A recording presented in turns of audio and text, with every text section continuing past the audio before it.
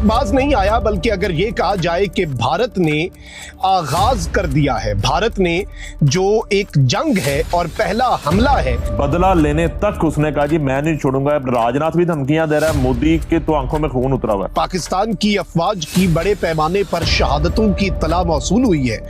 Lieutenant colonel और major समेत 11 जवान मादरे वतन पर शहीद हुए हैं। नेवल की बहुत बात की जा रही है कि अब के जंग जो है वो नेवी की होगी, ना वो एयरफोर्स से आएंगे ना मिलिट्री से आएंगे, वो नेवी से आएंगे। लेकिन अगर इन्होंने कोई हमला करना है तो 22 अक्टूबर आप समझ लें कि इनकी आखिरी डेट 22 अक्टूबर 22 से 26 27 तक कर लेंगे तो कर लेंगे। आज बाज़ाब्ता तौर पर पाकिस्तान की बस भी हो गई है।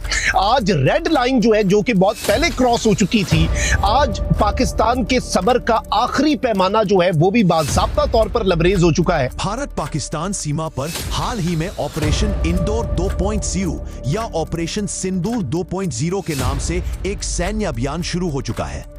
इस ऑपरेशन में भारतीय सेना ने पहले ही राउंड में बड़ी सफलता पाई है, जिसमें 12 पाकिस्तानी सैनिक संघर्ष में मारे गए हैं। यह खबर पाकिस्तान के लिए बड़ा झटका साबित हो रही है और वहां की मीडिया में इसका प्रभाव देखा जा रहा है।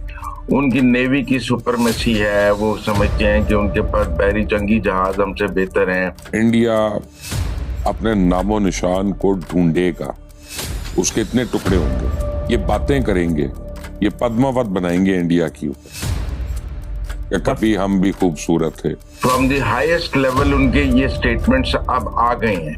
दैट इज वाई मैं आपके साथ इस पे बात कर रहा हूँ, क्योंकि प्रोबेबिलिटी तो पैदा हो गई कि जब एक मुल्क वज़ीर आज़म भी कहते और फौजी सरबराह भी कहते तो प्रोबेबिलिटी तो पैदा हो गई। और इस सब के अंदर अब ये कहा जा सकता है कि पाकिस्तान एयरफोर्स की स्ट्राइक्स जो हैं वो भी अब किसी लम्हे हो सकती हैं। सेना प्रमुख जनरल उपेंद्र द्विवेदी ने साफ चेतावनी दी है कि इस बार भारत कोई संयम नहीं दिखाएगा, जैसा ऑपरेशन सिंदूर में किया गया था।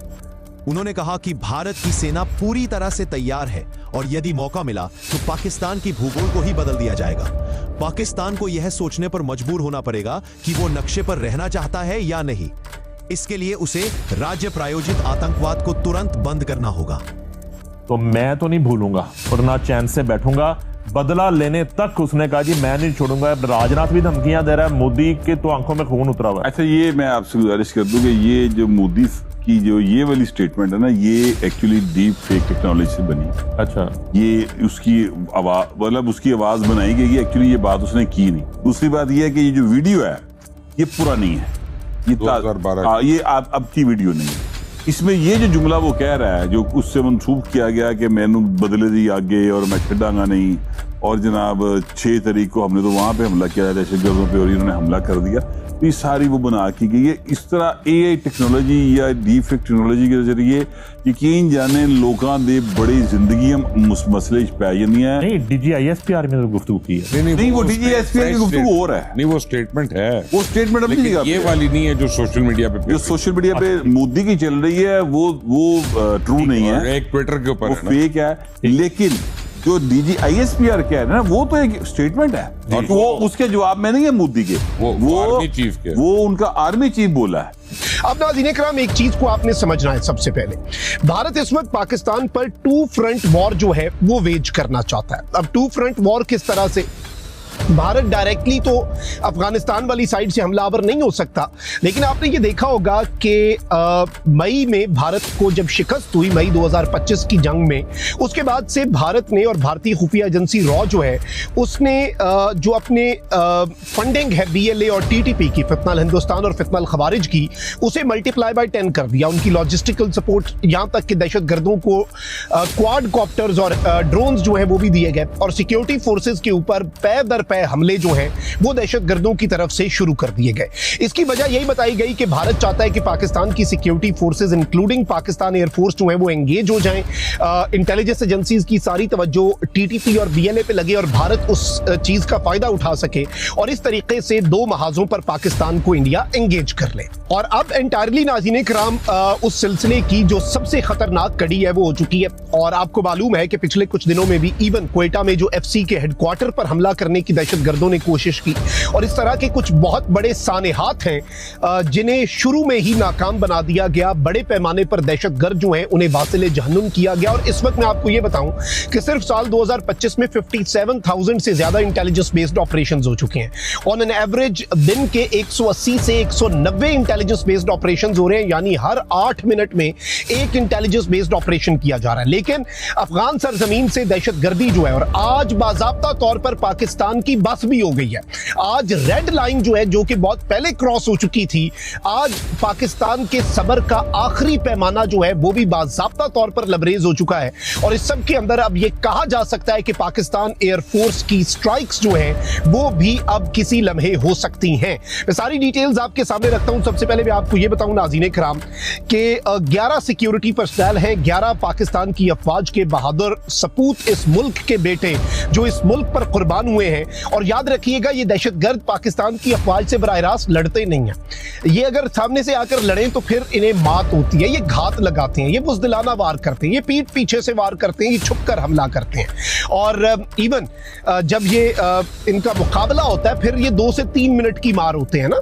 अब इस सबके अंदर नाज़रीन किराम ये बताया गया है कि 2 ऑफिसर्स भी शामिल हैं 11 शहीदों में, जिनमें एक लेफ्टिनेंट कर्नल और एक मेजर रैंक के जो ऑफिसर हैं वो शामिल हैं। ये शहीद हुए हैं, मादरे वतन पे कुर्बान हुए हैं।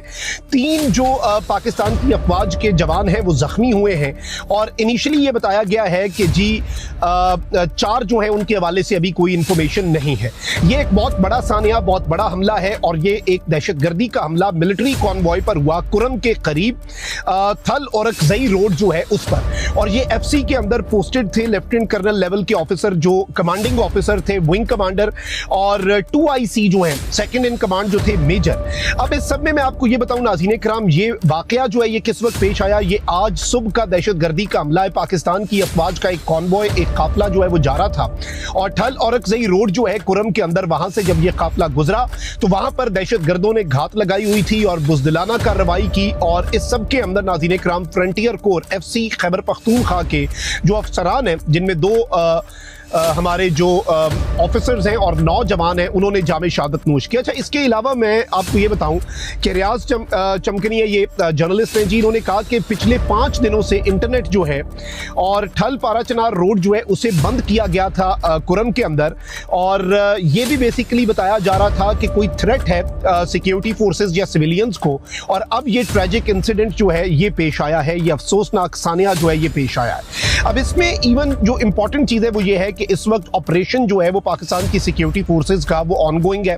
और भारत की प्रॉक्सी TTP जो है उसने आगाज कर दिया। इंडिया ने जो एक मॉडल बनाया हुआ था कि इधर से हम एंगेज करेंगे, पाकिस्तान वॉर ऑन टेरर की तरफ जाएगा और एक फुल फ्लेज ऑपरेशन की तरफ जाएगा, जिसकी जरूरत है। भाई, हमारे जवान शहीद हो रहे हैं, हमारे आम बंदे शहीद हो रहे हैं। दहशतगर्दों के लिए कौन सी मर्सी, दहशतगर्दों के लिए कौन सा सॉफ्ट कॉर्नर। भाई, नेशनल एक्शन प्लान का पहला क्लॉज है कि दहशतगर्दी को कमक्कू ठपना है तो ठपेंगे। अगर आपको वीडियो पसंद आए तो चैनल को सब्सक्राइब करें और बेल आइकन को जरूर दबाएं ताकि आपको ऐसे ही लेटेस्ट वीडियो की नोटिफिकेशन मिलती रहे।